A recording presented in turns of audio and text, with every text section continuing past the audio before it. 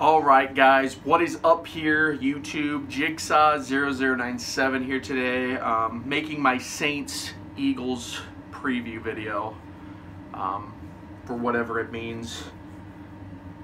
And I'm going to say this, just win, Eagles. That's really all that can happen here. They did it back in 2015 when they beat the Patriots. In ways I can see this being a trap game for the Saints, but in ways I can also see this being a complete disaster for the Eagles. So I don't really know what to expect.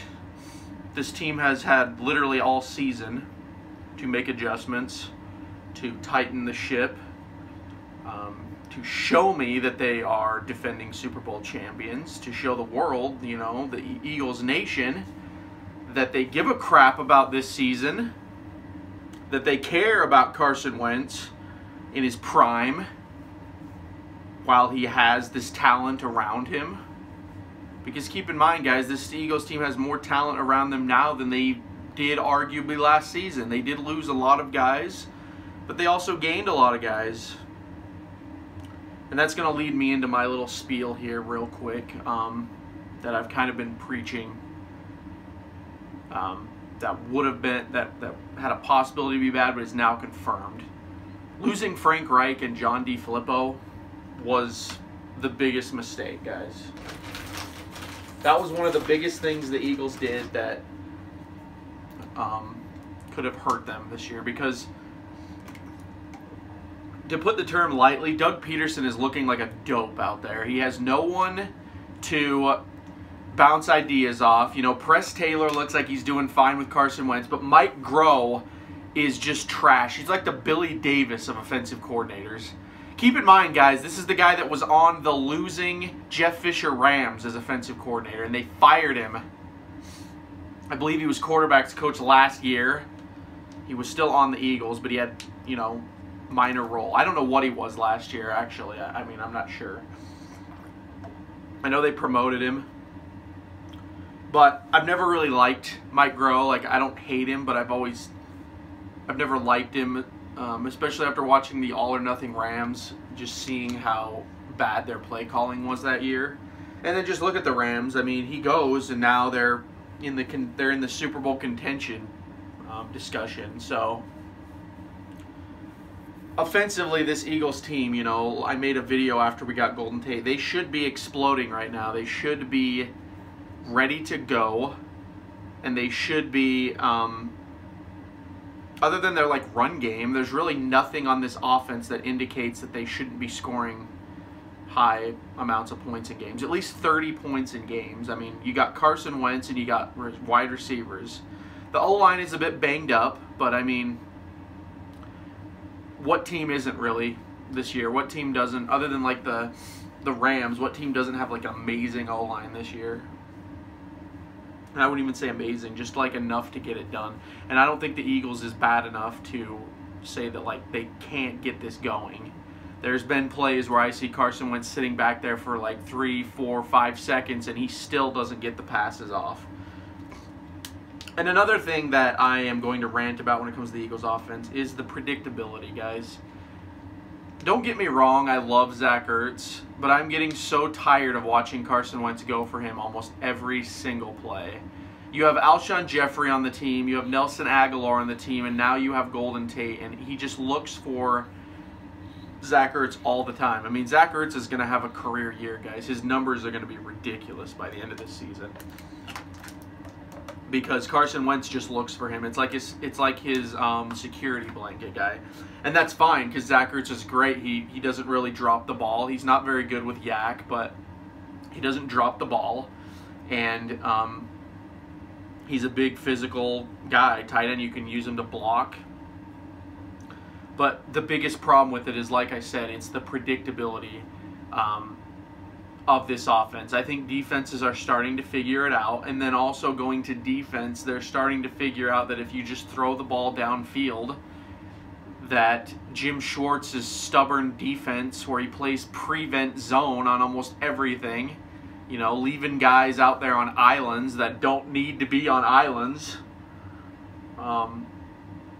teams have figured us out, guys. That's really the bottom line. And honestly, I think this is a problem that happened in the Super Bowl.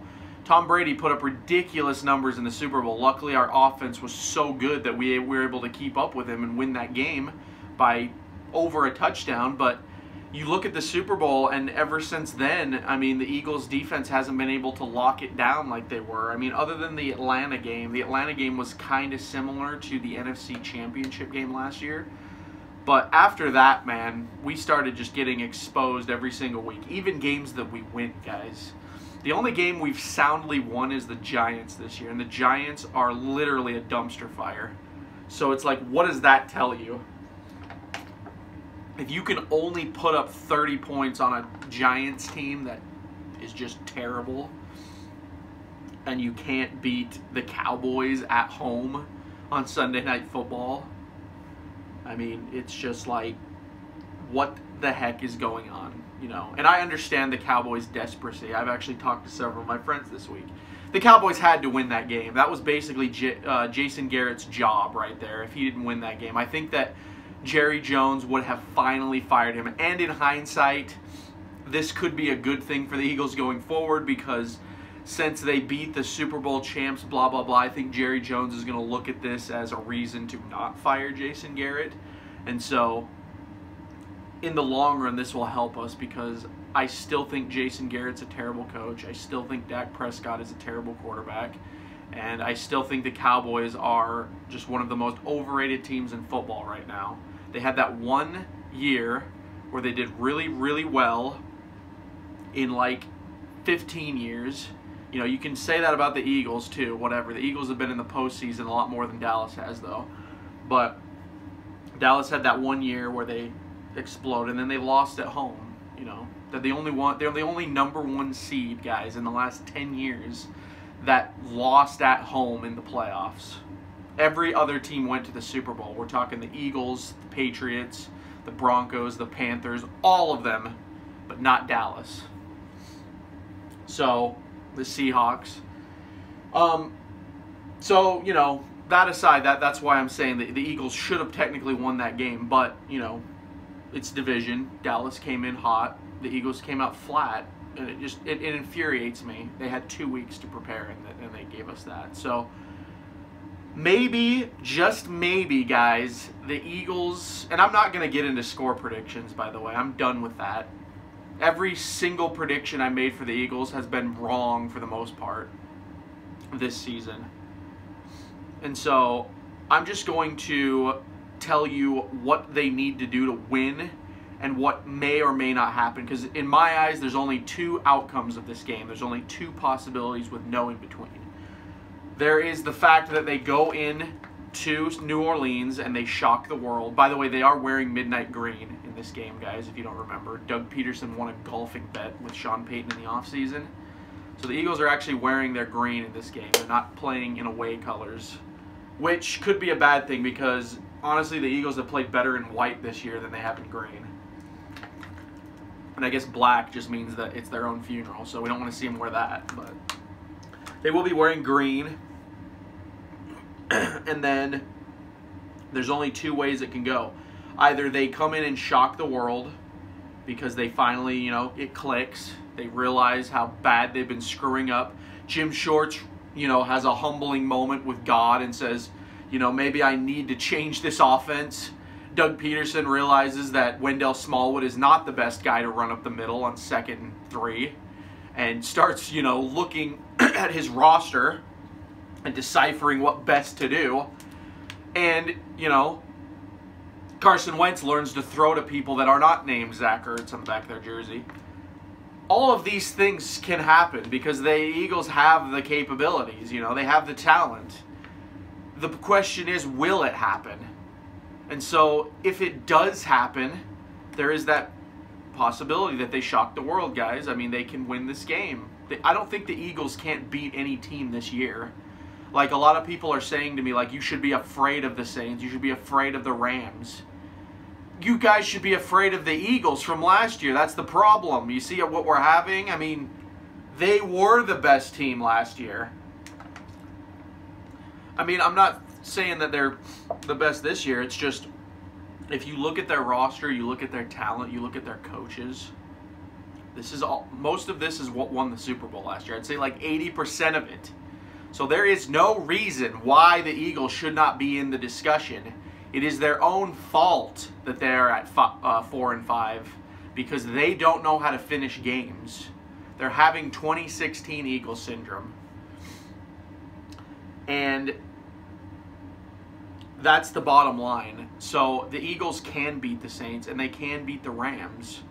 And that's what they're going to have to do if they want to have a serious playoff push. In my opinion, the Redskins are still in the discussion as well, but they're more of a pretender to me. And I don't mean that as a bad thing to like Redskins fans or whatever. I'm not trying to like talk crap because I certainly respect Redskins fans more than I respect Dallas fans or even Giants fans right now. But realistically, I don't see Alex Smith doing anything in the playoffs, and I don't see the Redskins doing much. This really is the Eagles' division to lose, and unfortunately, that's what might happen. And I think that any other team that gets into the playoffs this year is going to go one and done in the NFC East. I mean, heck, even if the Eagles somehow squeeze in, they could go one and done. Just the way they're playing. But this is the Eagles' division to lose. And then the second possibility is the one that has the higher possibility of the higher chance of happening, is that the Eagles go into New Orleans and they get absolutely destroyed. They get 50 points put up on them.